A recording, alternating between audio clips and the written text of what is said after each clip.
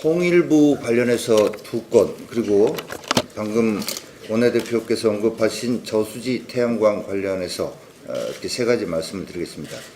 통일부가 오는 26일 북측 지역인 개성 판문역에서 남북 철도 연결 착공식을 갖겠다며 행사 비용으로 남북협력기금 7억 200만 원을 편성한 데 대해 대북 제재 위반 논란이 일고 있습니다. 정부는 남북 정상이 합의한 연내 착공식을 미룰 수 없다라는 입장이지만 가장 기본적인 설계도나 구체적 사업 계획도 마련되지 않은 상태에서 열리는 실제 공사 개시와 무관한 가짜 착공식입니다.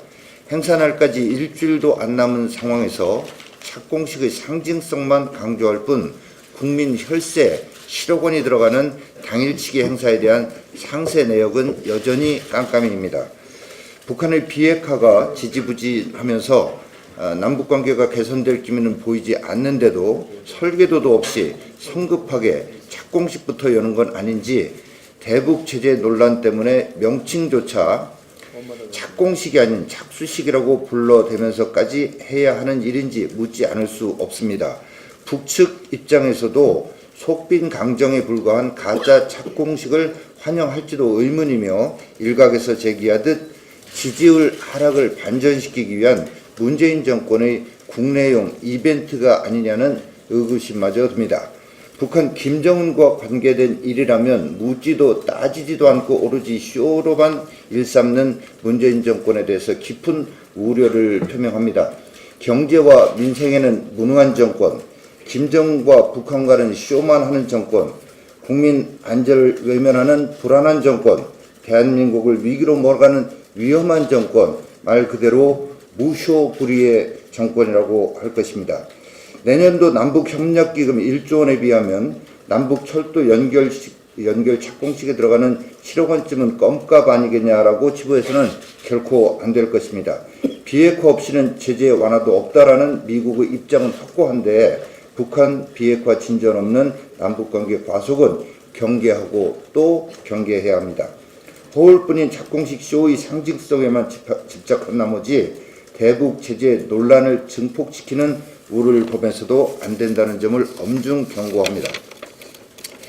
다음으로 통일부가 올해 북한 인권 개선 목표에서 북한 주민의 자유권을 삭제한 것으로 드러났습니다. 또한 인권이라는 용어의 사용도 줄이고 납북자, 국군 포로에 대한 언급도 축소시켰다고 합니다.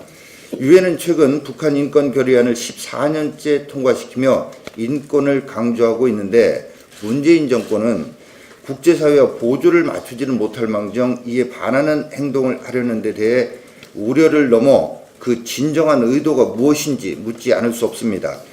자유라는 용어의 삭제도 우려스럽기 그지없습니다. 일전에 교육부가 중고교 역사교과서 집필 기준에서 자유를 빼려다가 논란을 일으킨 데 이어 북한 주민의 인권을 증진해야 할 통일부가 대북 인권 정책에서 자유를 뺀 것은 이 정권의 인식 수준이 매우 위험하다는 것을 의미합니다. 교육부뿐 아니라 통일부에서도 자유를 삭제한 것이 대통령의 뜻인지 나아가서 문재인 정권은 자유민주주의가 싫다는 것인지 묻지 않을 수 없습니다. 헌법을 수호해야 할 대통령이 대한민국 헌법을 부정하는 것은 아닌지 참담하기만 합니다. 북한 김정은의 참혹한 인권 유린 상황에 침묵하고 자유를 부정하는 것은 인류의 보편적 가치에 반할 뿐 아니라 국민적 의구심을 키우는 일입니다. 우리 당은 먼저 누구의 지시로 이런 일이 벌어지고 있는지를 규명해 나갈 것입니다. 정부가 저수지 태양광 사업을 사실상 철회하겠다고 밝혔습니다. 우선 잘못된 정책으로 인한 막대한 매몰 비용부터 낱낱이 밝혀야 할 것입니다. 아울러 관련 책임자에 대한 철저한 문책이 뒤따라야 할 것입니다.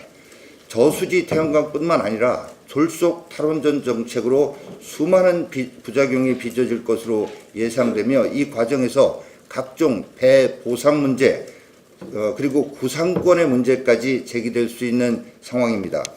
국정 운영의 최종 책임자인 문재인 대통령은 국민 앞에 먼저 사과해야 할 것입니다. 뿐만 아니라 잘못된 정책을 맹목적으로 수행한 각 분야의 실무자들도 구상권 책임을 비롯한 책임에서 자유로울 수 없다는 점을 엄중히 경고합니다. 문재인 정부는 저수지 태양광뿐만이 아니라 졸속 탈원전 정책을 즉각 폐기하기 바랍니다.